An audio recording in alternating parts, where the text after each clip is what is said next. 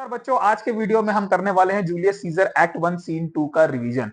तो ये इसका रिवीजन शुरू करने से पहले मैं आपको बता दूं कि ये सीन 2 जो है 4 कैरेक्टर्स के बीच में दर्शाया गया है शेक्सपियर की तरफ से। 4 कैरेक्टर भी ना देखा जाए, ये 3 कैरेक्टर्स के बीच में बहुत ज्यादा दर्शाया गया है, तो आपको इन 3 कैरेक्टर्स के बारे में जानना बहुत ज्यादा जरूरी है। सबसे पहले जो कैरेक्टर है जो है ब्रूटस। इसका पूरा नाम रहता है मार्कस ब्रूटस और ये एक रोमन सेनेटर रहते हैं। अब इनकी स्टोरी मैं आगे और जाके आपको बताऊंगा जब मैं और वीडियोस बनाऊंगा जूलियस सीजर के। उसके बाद नेक्स्ट कैरेक्टर जो सबसे ज्यादा इंपॉर्टेंट कैरेक्टर है इस पूरे प्ले में वो है कैशियस, जो कि एक श्रूड, मैनिपुलेटिव और एक मास्टर माइंड जनरल रहते हैं रोमन सेनेट में या रोमन एम्पायर में। उसके बाद जो तीसरा सबसे मेन कैरेक्टर है यहाँ पे वो है कैस्का। ये भी एक रोमन सेनेटर रहते हैं। ये बहुत अच्छे और श्रूड ऑब्जर्वर रहते हैं और इन्होंने इस प्ले में एक रिपोर्टर की भूमिका करी है, जो कि रिपोर्ट करते हैं जूलियस सीजर के अगेंस्ट कॉन्स्पिरेटर्स को। तो इन तीनों के बारे में, इन तीनों के कॉन्वर्सेशंस इस सीन में है। इन तीनों जो स्टोरी है उसका एक बिल्डअप है इस पूरे सीन में। तो बहुत ही ध्यान से हमको पढ़ना पड़ेगा ये सीन 2 और बहुत ध्यान से इसको आप सुनिएगा जरूर।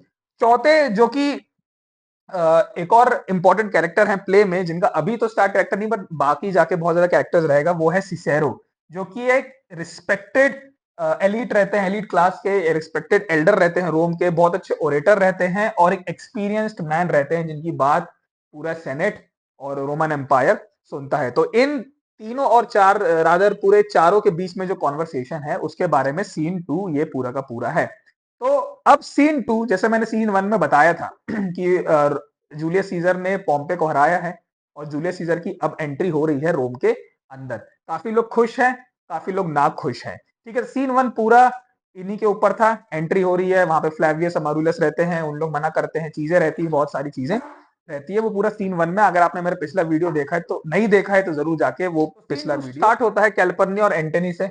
सीजर यहाँ पे कैल्पर्नी है जो उनकी वाइफ रहती है, उनको बोलते हैं कि एंटोनी की राह में जाके खड़े हो जाएंगे। एंटोनी एक रेस दौड़ रहे हैं और उनकी राह पे जाके खड़े हो जाए ताकि वो एक बैरन है तो फर्टाइल हो जाए। हालांकि ये डायलॉग का सीन से ज्यादा मेल नहीं है, मगर स्टार्ट ये सीन का यहीं से होता है। उसके बाद एक सूट सेयर मतलब जो ऐसे सीनियर रहते हैं जो कि भविष्य देख सकते हैं, वो अचानक से उस पूरे परेड में, उस पूरे माहौल में, उस पूरे मजमे में चिल्ला के बोलते हैं कि सीजर आपको आइड्स ऑफ मार्च से बच के रहिएगा। एक सूथ सेयर बोलते हैं, जिसको सीजर सुनते तो हैं, बताते तो हैं कि देखते हैं कि उनको लगता है कि कौन है ये जो चिल्ला रहा है बार बार कि आइड्स ऑफ मार्च से बच के चलिएगा, आइड्स ऑफ मार्च से बच के चलिएगा। मगर जब सूथ सेयर को सामने लाया जाता है कैशियस और ब्रूटस की तरफ से, तो सीजर उनको इग्नोर कर देते हैं बोलते हुए कि ये सब एक मनगढ़ंत कहानी, क्योंकि ज्यादा वो बिलीव नहीं करते थे सुपरस्टिशियस में। मगर सूथ सेयर उनको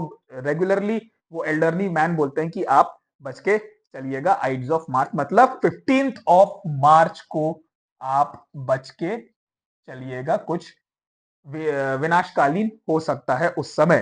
ठीक है, तो ये सूटसेयर का जो पहला इंस्टेंस है वो निकल जाता है। उसके बाद सारे लोग कोलोसल के अंदर चले जाते हैं और वहां पे ब्रूटस, जो कि one of the main characters हैं इस प्ले के, वो खड़े रहते हैं और तभी उनको कैशियस दिखते हैं और कैशियस ब्रूटस को बोलते हैं कि आप क्यों नहीं अंदर जा रहे। तो ब्रूटस बोलते हैं कि मैं मार्क एंटनी जैसा एंथुजियास्टिक नहीं हूं स्पोर्ट्स के लिए, मुझे ज्यादा पसंद नहीं है स्पोर्ट्स, इसलिए मैं बाहर खड़ा हूं, बाहर खड़े होकर देख रहा हूं। मगर यहाँ पे ध्यान देने की बहुत सारी बात है, क्योंकि ब्रूटस क्यों अंदर नहीं जा रहे हैं, क्या ऐसा कारण है जिसकी वजह से ब्रूटस अंदर नहीं जा रहे हैं। एक थोड़ी सी सेंस ऑफ, बोल सकते हैं डिसअपॉइंटमेंट, सेंस ऑफ अनफेवरिंग, ये सीज कर लेते हैं, ये समझ जाते हैं कैशियस के मन में जो रहता है। कैशियस ब्रूटस को मैनिपुलेट करना शुरू करते हैं अपना एक बहुत ही बड़ा कॉन्स्पिरेसी को कंप्लीट करने में। तो अब यहां से जो कॉन्वर्सेशन है कैशियस और ब्रूटस की शुरू होती है। कैशियस कैसे ब्रूटस को मैनिपुलेट करते हैं और कैसे प्ले आगे चलता है, तो देखते हैं।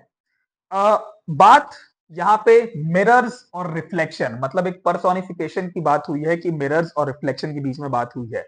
कैशियस पूछते हैं कि आपके चेहरे में कुछ दिख रहा है, मतलब कुछ ऐसा दिख रहा है कि आप नाखुश हैं ये सब चीजों से। तो ब्रूटस बोलते हैं कि मैं किसी को देख नहीं पा रहा हूं, केवल अपने आप को देख पा रहा हूं, केवल एक मिरर के सामने। मिरर आपने देखा होगा कि सब लोग अपने आप को आईने में देखते हैं। तो ब्रूटस बोलता है कि मैं जब अपने आपको ऐने में देख रहा हूं तो मेरे को कुछ गिल्टी फील यहाँ पे हो रहा है। तो कैशियस ये बात सेंस कर लेते हैं और वो बोलते हैं कि it's true and it's very much regretted Brutus, that you have no such mirrors as will turn your hidden worthiness in your eye, that you might see your shadow.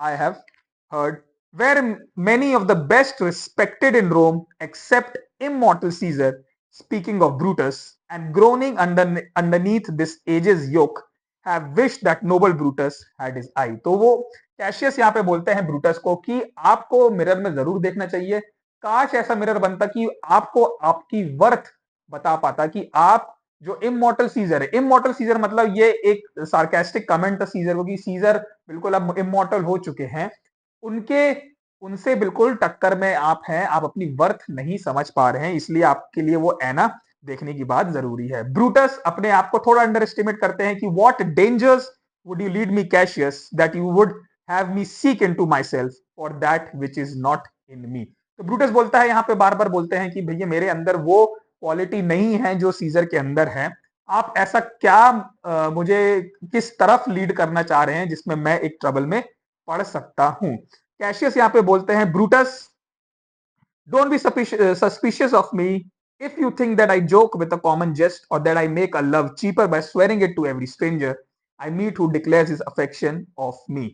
To stale with ordinary oaths my love to every new protester, if you know that I fawn on men and hug them hard and after scandal them, and if you know that I profess myself in banqueting to the rout, then hold me dangerous. तो यहाँ पे Cassius बोलते हैं कि लोग मेरे को dangerous बोलते हैं, लोग मेरे को बताते हैं कि मैं एक श्रूड कॉन्स्पिरेटर हूं, मगर मैं ऐसा नहीं हूं, मैं लोगों के अंदर का वर्थ देख लेता हूं जैसे मैंने आपको देखा है। और सडनली तभी ब्रूटस ये कॉन्वर्सेशन से हटके बोलते हैं, उनको एक चीख आती है अंदर से और ब्रूटस थोड़े से चौंक जाते हैं, बोलते हैं कि ये सारे लोग चिल्ला क्यों रहे हैं। कैशियस अपना कॉन्वर्सेशन, अपनी मैनिपुलेशन कंटिन्यू रखते हैं ब्रूटस से, पर ब्रूटस की तरफ उनका उस तरफ उतना ध्यान नहीं रहता है। ठीक है, फिर से ब्रूटस चिल्लाते हैं कि ऐसा क्यों है कि लोग यहाँ पे चिल्ला रहे हैं। उनके मुंह से निकल जाता है कि I do fear the people choose Caesar for their king. बोलते हैं मुझे ऐसा लगता है कि लोग, मुझे ऐसा डर है कि लोग सीजर को अपना राजा चुन लेंगे। तो कैशियस बोलते हैं, कैशियस यहाँ पे एक अपॉर्चुनिटी सेंस कर लेते हैं, एक सेंस ऑफ जेलेसी सेंस कर लेते हैं। Then must I think you would not have it, so oh do you fear it. तो बोलते हैं आप इससे डर रहे हैं, मतलब यहाँ पे कुछ आपके अंदर है। तो ब्रूटस ये सब चीज को नकारते हुए ये बोलते हैं कि Cassius I love him, but wherefore do you hold me here so long, what is it that you would impart in me, if it be aught toward the general good, set honour in one eye and death in the other, and I will look on both indifferently. तो बोलते हैं कि ऐसा क्या Cassius आप मेरे को बताना चाहते हैं, कैशियस ऐसा क्या आप मेरे अंदर डालना चाहते हैं, अगर चॉइस रहेगी ऑनर और चॉइस रहेगी डेथ के बीच में, तो मैं दोनों अच्छे से चुन लूंगा, दोनों को इम्पार्शियली कंसिडर कर लूंगा। कैशियस यहाँ पे, अब कैशियस अपना यहाँ पे गेम शुरू करते हैं, अपना मैनिपुलेशन, मेन मैनिपुलेशन शुरू यहाँ पे करते हैं। ठीक है, तो ये एक मिरर रिफ्लेक्शन का बहुत ज्यादा इंपॉर्टेंट है आप लोग को। अब कैशियस का क्या, हम देखते हैं कि ऐसे क्या इंस्टेंसेस कैशियस प्रपोज करते हैं जिसमें सीजर को लगता है, जिसमें ब्रूटस को मैनिपुलेट करने के लिए वो यूज करते हैं। पहला इंस्टेंस वो नरेट करते हैं वो रहता है कि जब सीजर और कैशियस टिबर नदी जो सबसे बड़ी नदी है, जिसमें मैंने अपने हड़प्पन सिविलाइजेशन वाले वीडियो में बता चुका हूं कि हर बड़ी सिविलाइजेशन नदी के पास बसती है, तो यहाँ पे जो रोमन सिविलाइजेशन थी वो भी टिबर नदी के आसपास बसी हुई थी। तो द ग्रेट टिबर रिवर बोलते हैं कि कैशियस बोलते हैं कि सीजर और कैशियस एक दिन एक ग्रेट रिवर टिबर रिवर के पास खड़े थे और सडनली सीजर कैशियस को बोलते हैं कि चलो इसमें छलांग लगाते हैं और स्विमिंग करके एक सर्टेन स्पॉट पे पहुंचते हैं। जैसे ही दोनों छलांग लगाते हैं नदी के अंदर, नदी अचानक से उफान करती है, फ्लडिंग करना शुरू कर देती है, और जिसकी वजह से सीजर डूबने लग जाते हैं, जिसके वजह से सीजर डूबने लग जाते हैं। और कैशियस बताते हैं कि मैंने बहुत बहादुरी से सीजर को उस फ्लडिंग से बचाया था, टिबर नदी से बाहर लेके आया था, जो कि इतनी बड़ी विशाल काय नदी है। मगर आखिरी में सब लोग प्रेजिंग करते हैं सीजर की, जो कि अचानक से एक भगवान बन जाते हैं रोम के लिए। और कैशियस जिसने सीजर की जान बचाई थी वो एक मॉरल क्रीचर, मतलब एक सीजर को लोग इमॉर्टल बोलने लग जाते हैं। इमॉर्टल मतलब जो मर नहीं सकता, और मॉरल क्रीचर मतलब जो, मॉर्टल क्रीचर मतलब जो कि मर जाता है, मतलब एक सर्टेन श्रूड क्रीचर कैशियस को बोलने लगता है। तो यहाँ कैशियस एक पहला इंस्टेंस बोलते हैं जिसमें